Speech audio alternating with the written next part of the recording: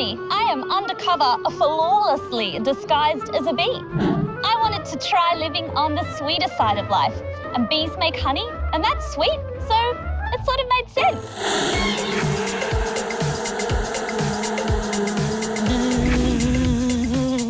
Oh, hi, Lindsay, how are you? How did you know it was me? Well, you know, you're a bit big for a bee and the antenna, well, they're not quite right. Oh, I thought I looked really realistic, and I'm trying to learn all about bees. Well, I can help you with learning about bees, but, you know, maybe we should take the costume off first. Well, I wouldn't want to make any real bees feel uncomfortable. No, you might intimidate them, I think. So these are all the hives here. Wow. What sort of bees are in here? Well, these are European honeybees. They were brought to Australia in 1822. And are they the only kinds of bees you have in these hives? Well, these ones, yes, but there's plenty of other bees here in Australia. You know, there's about 2,000 varieties of bees. It's amazing. How many bees would live in this hive? Well, this one would have about 60 to 80,000 bees in it at the moment. That's a lot of bees. And a lot of honey. How much honey would this hive make in a year? Well, actually, these ones here make about 100 kilos a year. 100 kilos? A lot, yeah. That is a lot. So what do bees get up to other than making honey? They make honey for their food, but in collecting the nectar they use to make the honey, they pollinate. It happens purely by accident, you know. They go to the flower to get some nectar or some pollen, and at the same time they leave a bit of pollen behind. If we didn't have bees as pollinators, a whole stack of things that we choose to eat wouldn't exist. Like fruits? And nuts, and even leafy greens. Doug, I've heard of something called honey spinning. What is that? That's how we get the honey out of the beehive. So what we'll do is we'll take a couple of frames out of the hive that the bees have stored honey on and go and put them in a machine and turn the handle and the honey comes out. Wow, well, that sounds amazing. Let's check it out. Excellent.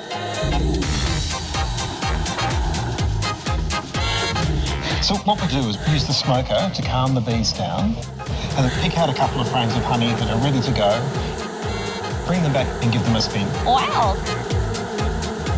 Here's the frame we took out of the beehive. So what we're going to do is we'll take this fork and we'll scratch through this, and this lets the honey out because the bees sealed it in with a little wax cap. If we don't break the wax cap, the honey won't come out. Oh, wow, this is much harder than I thought it would be. Look at it coming out. It looks delicious. Excellent. Let's put that one in the extractor. Okay.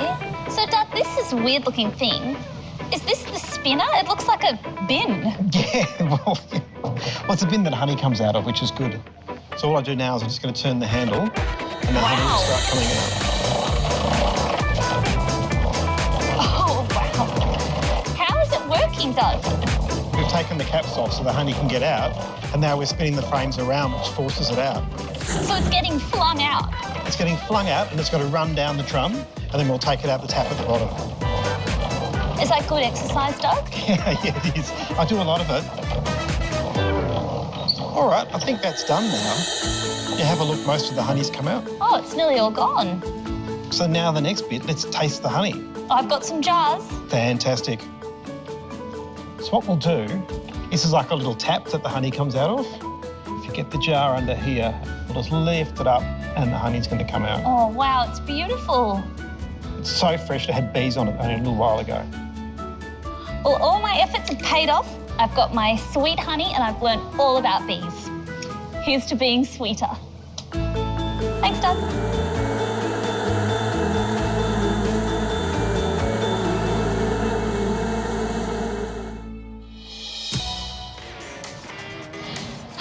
I love insects, and I'm not going to beat around the bush about it. Well, actually, that's exactly what I'm going to do, because it's one of the best ways to get to know your neighbourhood bugs, the friendly ones and the not-so-friendly ones. Knock, knock. Oh, hi, guys. Have you just moved in? Nice wings. I love your exoskeleton. I'm a biologist, and I study living things, and sometimes dead things too. And it means I have to handle them. And that's where the beating comes in. It's like bug collecting 101. You'd be amazed at what's hidden in the branches and leaves all around you. In fact, some bug collectors working in Vietnam a few years ago discovered the world's second longest stick insect. It was over 1/2 metre long. It's huge. I was only 4 years old when I found my first bug, but I found a lot since then. I found stick insects, butterflies, even crickets. The best bug I've ever found was a rainbow-coloured caterpillar, and the scariest one was a huge cricket with giant jaws. But don't try this at home because we've got some venomous bugs. And of course, Australia is famous for its gnarly spiders. But I know which bugs are safe to touch and which ones to stay away from. So let me show you how this bush beating works. The basic idea is that you use a stick to beat the bush. It's a simple method, but it's been used for decades to collect insects. And then you need a sheet or a tray to put underneath the bush so you can collect up what falls out. You just lay it out underneath. So now it's time to beat the bush. But I don't want to beat too hard because I wouldn't want to destroy the bugs' homes.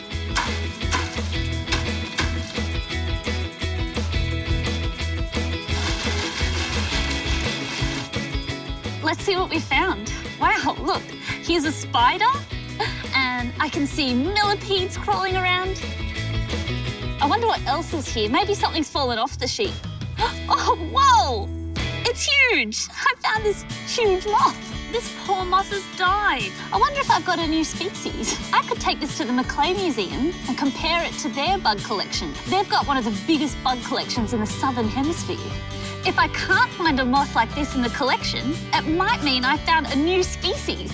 And I could even have it named after me, the great Lindsay Gray spotted Mothopolis. I'm going to take a photo of this moth so I can compare it to all the others in the Macleay Museum. All right, before I go into the museum though, I better get these other little bugs back to their homes. Come on guys, back up the tree. My name is Andrew Forster, I'm the Floriade head gardener. I was an apprentice when the first Floriade started back in 1988 and I've been the head gardener for the last 20 years. Floriade is the largest flower show in the Southern Hemisphere. It's been going for 30 odd years and we create garden beds all around the park. So there's usually 10 to 12,000 square metres of garden beds. So there's over 1 million bulbs and annuals that are planted each year. Floriade is designed each year. We have a team of landscape architects to come up with the creative of flower beds throughout the park. That's an 18-month process, and then we get the plans in February. We come down into the park and start marking out the patterns in February. We start putting down the base of soil and the drainage in March. We're planting the first bulbs in April and finish all the planting by the end of May. Floriade is the living artwork. We plant flowers that flower at different times throughout the 30 days of Floriade. So when you come to Floriade, the artwork will look different at the beginning and at the end of Floriade. One of the things I love about Floriade is working with the team who do all the gardens. So we have a range of people that work here. So we have apprentices, we have students that come in and help us, from work experience students to students from schools. It's great to work with the whole team. And as you can see, it looks fantastic. And every year it's different. These are English daisies, so we'd plant these very close together over a large area. So these are black violas. We might use these in lettering and we'd mass plant them so that they really stand out. Hi, I'm Kira Mengelsdorf and I'm the Floriade leading hand. Ranging from February through to May, my usual day involves working with a small team in creating the beds, marking out the designs. We use a dot-to-dot system and we use stakes as well, and that way we know exactly where to put each plant. For Floriade, which is the largest flower festival in Australia, we need to ensure all our blooms flower at the same time. We plant the larger bulbs deeper and the smaller bulbs shallower. This allows us to control when they flower, ensuring we have colour throughout the entire festival. When we finished all our planting, we put up the fencing around to try and prevent the birds from getting in, but the rabbits seem to still get in and eat our plants, especially our parsley and our kale. Frost can also be a problem. We do get a lot of it here in Canberra. We need to pick specific flowers that will survive during the frost, as some flowers won't. Different types of flowers require different levels of care. For example, our poppies, they're like a little baby, they need a lot more food. Here we have a daffodil bulb. Initially when we get it, we receive this bulblet here. We then plant it in the ground at 100 mil depth, which is roughly 10 centimetres, where then it begins to grow its roots and its shoots. The root's job is to dig deep down into the soil to ensure it can collect the food it needs to grow. Initially, you'll see the shoots break through the ground. They grow taller and stronger and eventually turn into a flower, which then comes out in early spring. Okay, here we have a ranunculus. It's sort of like a bulb, but it's called a culm. It is one of the first ones to shoot through the surface, looking similar to celery and forming a rose-like flower. When we first receive these culms, we have to soak them in some water to ensure they swell. We then plant them just below the surface and making sure that the pointy bits are down. One of my tips to ensure our flowers grow healthy is to give them a feed of fertiliser. Just like us, they need food, water and sunlight to grow fit and healthy. And some of the gardeners do sing to their flowers to help them grow. A type of praying mantis called the orchid mantis has evolved to look like a beautiful flower. Why? To attract unsuspecting bugs that think they're going to feed on the nectar of a plant, but instead become the mantis's next meal. Now that's tricky. Mosquitoes are pretty unpopular. They buzz around your head and leave itchy bites, but this guy's pretty cool. A mosquito pet, and they're easy to make. You can buy the materials or scavenge them from old toys or electronics, but always check with an adult before you do. For your mosquito, what you'll need is a capacitor, some resistors just for decoration, an old piece of circuit board, some vibrating motors, just the same as in your smartphone, some wiring and pins, and a AA battery pack to charge your mosquito. And all these parts are available at electronics stores, or you can scavenge them from recycled toys. You'll also need a hot glue gun, but make sure an adult's around to help you use it. And some pliers. Now we're going to put our capacitor into the circuit board. So this is a little part of a big circuit board, and we're going to use this, but all we need is a tiny bit, so I just recycle it. Grab the capacitor, and we're going to poke it through the holes, and then we can just bend it over, and that's going to create the tail of our mosquito. Now I'm going to hold the capacitor there with a little bit of hot glue. You don't need much. And then we'll attach our motors. A little dab of glue. And put these on, and these are going to be our face. And repeat with the other battery. And the mosquito needs some legs. Just pop them out, and we'll poke them through the board. I'm just going to use a little bit of hot glue to secure the legs. A mosquito has 6 legs, but I think I'll just do 4.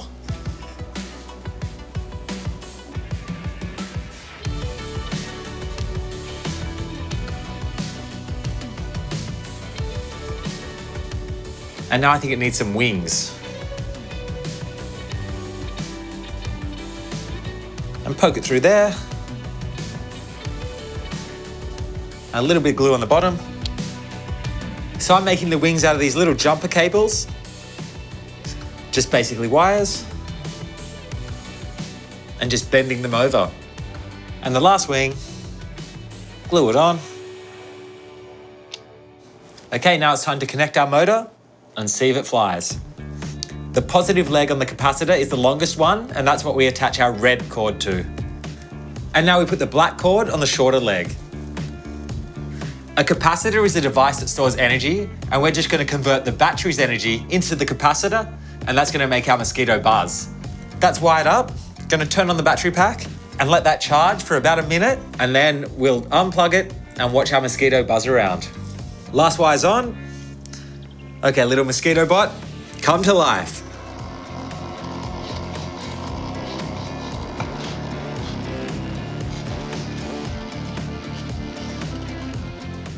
And there you have it, an awesome mosquito pet you'll actually want to hang out with. And now you got the mosquito down, make some other insects. They may look like squishy aliens, but caterpillars are completely awesome. They have 3 pairs of legs, plus some stumpy fleshy bits called prolegs. They have 6 eyes on each side of their heads, and some caterpillars can even make ultrasonic sounds, so high-pitched that humans can't detect, to warn others of predators heading their way. Caterpillars have also evolved to look like and blend in with their surroundings. Because unlike dragonflies and scorpions, they don't have hard armour to protect them. Earlier, I was looking for bugs in the garden. Today, I'm at the Macleay Museum to check out their bug collection. Historically, this was one of the biggest insect collections in the world. The study of insects is called entomology. Now, if I can't find my moth in this huge collection, there's a good chance that it could be a new species and be named after me. One of the easiest ways to identify a bug is to use your eyes. So I'm going to compare mine to the collection. Now, I haven't been able to bring my real moth into the museum, so I brought a photograph on my phone. So this is quite a serious investigation, so I better concentrate. Well, haven't been able to find my moth yet, but there are so many amazing bugs in here, it would be a shame not to take a closer look while we've got the chance. Here we have the humble bumblebee. These guys are the teddy bears of the bug world. They have a thick coat on their body, makes them look all fuzzy. And this keeps them warm. Now, the warmer they are, the faster they can fly. And if their blood ever gets a little bit cold, all they have to do is vibrate their wings around and their blood warms up. Next up, we have the giant diving beetle. These guys have a cunning trick up their shell. They can't actually breathe underwater, so instead they put an air bubble under their shell to breathe from, just like a scuba diver's air tank. You might have heard of stick insects, but did you know that there were leaf insects too?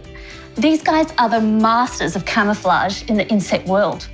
They don't only look like leaves, they can also sway in the breeze just like a leaf, so birds don't eat them. These beautiful butterflies are lycaenid butterflies. And like all butterflies, they started life as caterpillars. And these are special caterpillars because they had nannies that looked after them in a nursery called attendant ants. When the mum and dad butterflies went off to work to look for food, the ants would physically protect and look after the caterpillars by either swarming all over the caterpillar or herding them underground at night time. In exchange for protecting the caterpillars from birds and wasps, the ants get to drink the sugary wee of the caterpillars. Ugh, yuck. Okay, so where are the moths? Oh, some beetles, Lepidoptera.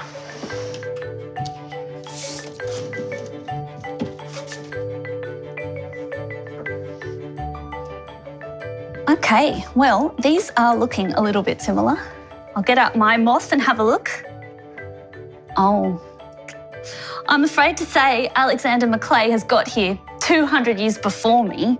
He's already named this moth, or someone has, Chilepteryx colossi, and it's got a common name, the white-stemmed gum moth. Oh, but I'm as bug mad as he was, so I'm going to get out there and see if I can find a new species. Unlike moths, butterflies come out during the daytime and are usually covered in amazing bright colours and patterns. Butterflies actually taste food with their feet, and their tongues are like a straw which vacuums up the nectar from the flowers. Now that's impressive.